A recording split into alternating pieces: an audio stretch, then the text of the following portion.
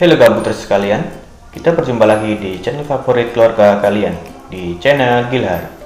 Kali ini saya akan merangkum film yang berjudul Men in Black 3 yang dirilis tahun 2012 dan mendapat rating 6,8 IMDb. Film ini disutradarai oleh Barry Sonfield dan dibintangi oleh Will Smith yang jadi aktor film Hancock dan Tommy Lee Jones. Film ini menceritakan tentang bangsa alien atau bangsa yang kita sebut bangsa preketek yang berbaur hidup dan berdampingan dengan manusia. Bagaimanakah keseruannya? Tanpa banyak cincong, langsung saja kita intro.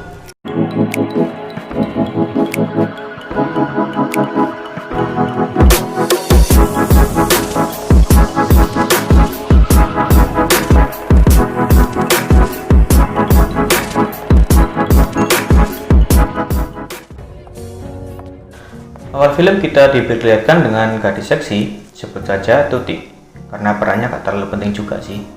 Dia sedang memberikan kue kepada pacarnya yang ada di penjara. Dia adalah Boris. Boris adalah alien kriminal dari ras Bodgolit. Ras Bodgolit adalah ras alien jahat yang tugasnya merusak planet. Dan Boris adalah alien terakhir dari ras tersebut. Setelah melewati pemeriksaan penjaga, Tuti diantarkan menuju sel Boris. Di sini bisa kita lihat bahwa Boris adalah kriminal kelas berat, sehingga dia ditempatkan di ruangan khusus. Setelah bertemu, mereka pun mantap. Boris menyuruh Tuti untuk membagi kuenya kepada penjaga.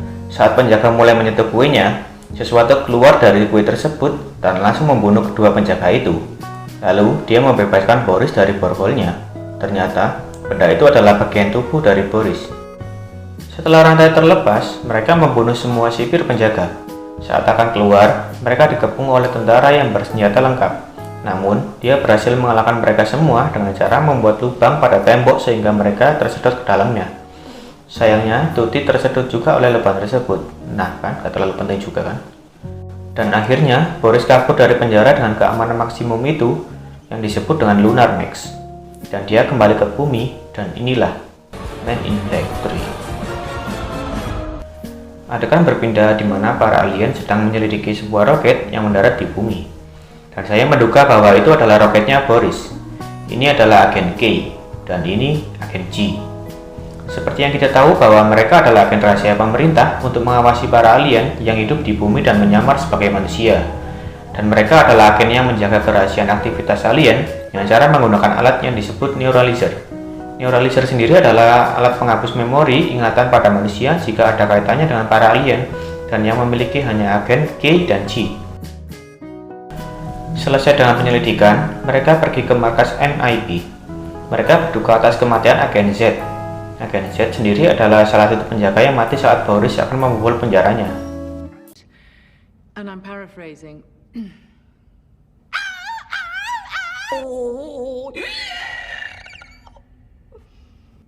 That's just so Z. Thank you. Apa sih anjir, pidato gak jelas.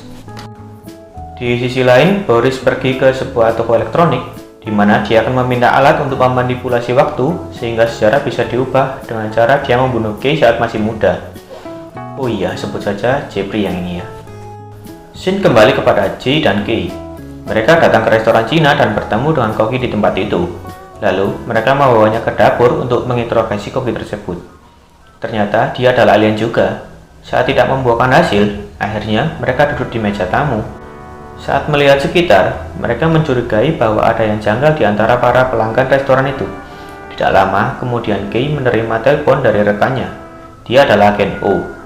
Dia mengatakan bahwa roket itu adalah roketnya Boris dari Lunar Max. Tuh kan, bener. Agen K mengatakan jika Boris suka makanan dari restoran itu. Dan tiba-tiba seorang masuk dan menembaki mereka. Pertarungan pun tidak dapat dihindari. Setelah membagi tugas bahwa agen J akan menghadapi orang di depan, sementara agen K menghadapi masalah yang ada di dapur.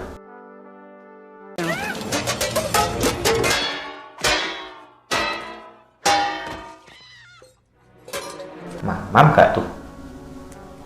Setelah melihat koki terbunuh, dia memutuskan untuk naik ke atap. Di sanalah dia bertemu dengan Boris. Boris menghadapi mereka sampai mereka terjatuh dari atap. Kemudian dia mengatakan bahwa agen K sebenarnya sudah mati. You don't know it, Kay, but you're already dead. Setelah semua selesai, Ji menggunakan alatnya untuk menghapus ingatan orang yang melihatnya. Lalu, dia kembali ke restoran itu dan berbincang dengan Kay. Kay mengatakan bahwa dia menyesal telah memenjarakannya dan seharusnya dia membunuhnya saja. Hah? Adegan berpindah kepada J yang kembali ke markas MIB. Dia sedang mencari informasi tentang Boris dan keterkaitannya dengan Kay. Namun, informasi itu dibatasi. Merasa O mengetahui hal tersebut, maka J bertanya kepadanya. Namun, dia malah mengatakan jangan mengajukan pertanyaan jika tidak ingin diketahui jawabannya. Agent J, don't ask questions you don't want to know the answer to. Setelah pulang, J memainkan video game. Namun, Kay menelponnya dan menasihati J untuk terakhir kalinya. Lalu, dia membuka berangkas senjata yang ada di belakangnya dan mengambil salah satu senjatanya. Kemudian, dia seperti masuk ke ruang waktu. Dan faktanya, pergeseran waktu itu sudah berubah saat itu juga. Keesokan harinya, Jim menuju kamar Kay dan ternyata semua isi dari kamar itu telah berubah total. Kini apartemennya sudah diisi oleh orang lain. Setelah itu dia pergi menuju ke kantor MIB. Dia masih belum menyadari bahwa dia berada di pergeseran sejarah. Setelah Gen U menjelaskan, barulah dia sadar bahwa pergeseran waktu telah dimulai. Lalu tidak lama terdengar alarm penyerangan terhadap bumi. Alarm itu mengatakan bahwa bumi diserang oleh alien Podgolite. Dan agen Kay menyuruh agen U untuk mengaktifkan ArchNet. ArchNet adalah sistem pertahanan bumi yang dibuat khusus oleh Kay untuk melindungi bumi dari serangan Podgolite. Tetapi saat ini sejarah sedang berubah dan Kay telah lama mati. Jadi jika tidak ada Kay, maka ArchNet pun juga tidak ada. Agen U memberitahu bahwa sejarah bisa dikembalikan dengan cara dia meminta alat penjelajah waktu kepada Jeffrey. Kemudian dia bergegas pergi. Setelah sampai di toko elektronik Jeffrey, dia langsung menodongkan pistolnya dan meyakinkan Jeffrey akan memberinya alatnya. Setelah memperlihatkan di luar sedang ada chaos, barulah dia memberinya alatnya dan memberitahu cara masuk ke dalam mesin waktu itu. Dia pergi ke atap dan langsung terjun ke dalamnya.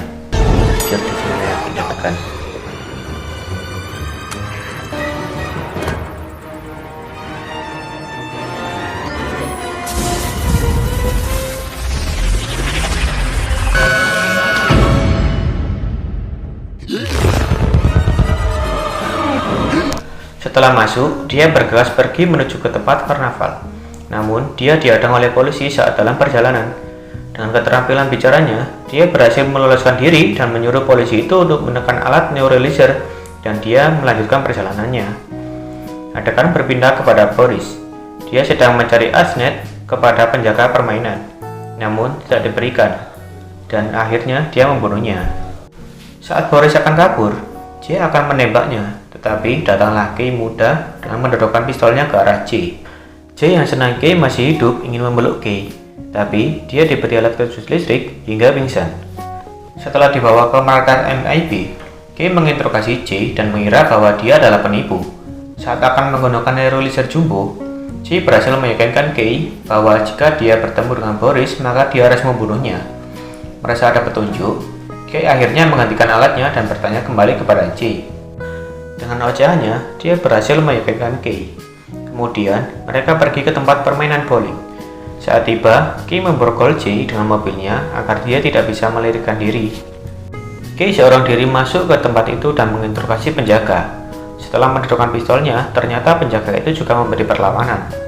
Tidak lama kemudian, datanglah J dan memukul kepala penjaga satunya. Dan yang satunya lagi diinterogasi sambil kepalanya dibuat bowling.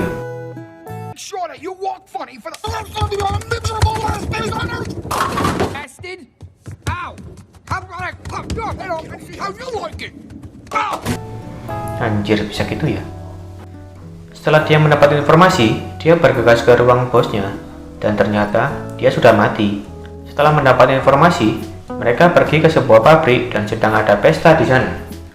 Setelah sampai, J meminta pistolnya kepada Kay, tetapi dia memberikan pistol biasa.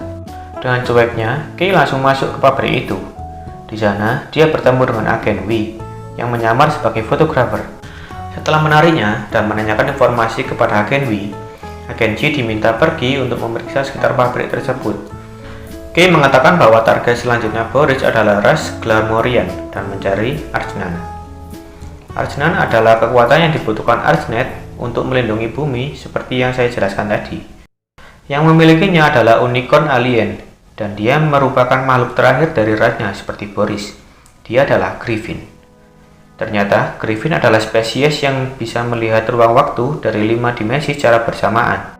Dia juga mengatakan bahwa dia mengetahui Boris akan membunuhnya dan akan datang dalam 2 menit lagi. Dan benar saja, setelah hitungan mundur, Boris muncul dan mulai menembaki Griffin. Tapi untungnya dia selamat. J segera mengeluarkan pistolnya dan mulai menembaki Boris. Tetapi dia berhasil lolos. Di tengah kepanikan, mereka memutuskan untuk memakan kue pie dan memikirkan langkah selanjutnya. Singkat cerita, J berhasil memikirkan tujuan kemana mereka akan pergi.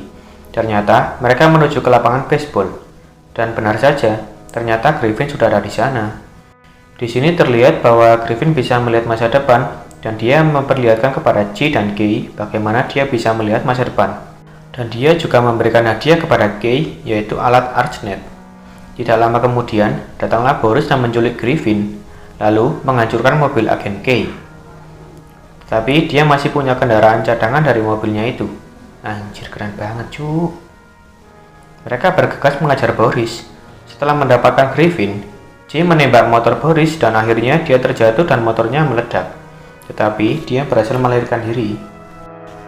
Scene berganti kepada Boris yang telah berhasil menjelajah waktu. Dia bertemu dengan Boris muda dan mulai menyiapkan rencana untuk membunuh agen Kay. Tapi Boris muda tidak memperhatikannya dan malah melihat tangan Boris yang hilang. Both of our... Stop staring at it! Adegan kembali kepada Kay dan G. Mereka membawa Griffin ke tempat yang aman. Griffin sangat berterima kasih kepada mereka dan menunjukkan bahwa kekuatan ArchNet disimpan di kepalanya, dan dia memberikan alatnya kepada Kay. Lalu J memberitahunya bahwa di Cape Canaveral akan ada peluncuran roket. Saat akan pergi, J menyegah Kay untuk ke sana. Disinilah Kay mulai mengetahui tujuan J. Datang adalah untuk semata-mata menyelamatkannya dari kematian. Tetapi takdir mengharuskan Kay untuk memesan ArchNet karena dia adalah satu-satunya harapan.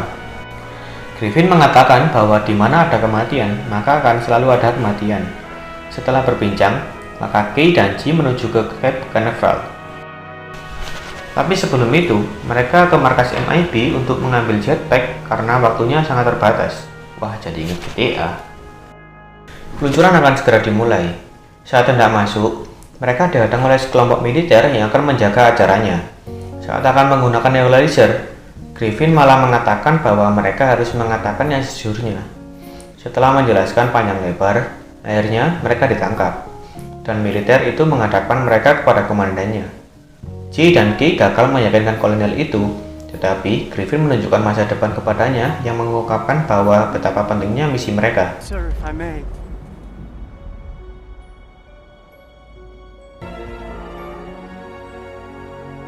Corporal, follow me. Singkat cerita, saat berada di lift, tiba-tiba Boris datang dan menarik J keluar dari lift. Tetapi dia selamat. Saat Kay sampai, dia segera memasang ArchNet, tapi dia digagalkan oleh Boris muda dan pertarungan pun tidak terelakkan. The animal!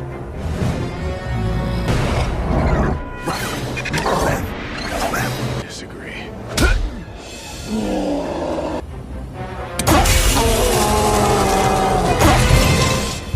Setelah berhasil mengalahkan Boris muda, Kay segera memasang ArchNet ke roketnya. Setelah roket itu meluncur, ArchNet akhirnya terpasang di bumi. Tiba-tiba, Boris muncul dan akan menembak Kay. Tapi kolonel itu berhasil melindunginya dan akhirnya dia gugur. Lalu Kay menembak Boris agar tidak mengulangi kesalahannya. Di sini terbukti bahwa perkataan Griffin tentang di mana ada kematian, di situ ada kematian. Sebagai ganti kematian Kay, maka kolonel lah yang akan menjadi tumbalnya. Lalu datanglah seorang anak yang mencari ayahnya. Ternyata dia adalah agen J sewaktu masih kecil. Akhirnya dia mengetahui kemana ayahnya pergi dan kenapa tidak pernah bertemu dengannya. Dan film ini diakhiri dengan J yang kembali ke masanya setelah misi selesai. Dia pergi ke kafe tempat mereka makan pie. Kay memberitahu bahwa ras Borgollet sudah punah 40 tahun yang lalu.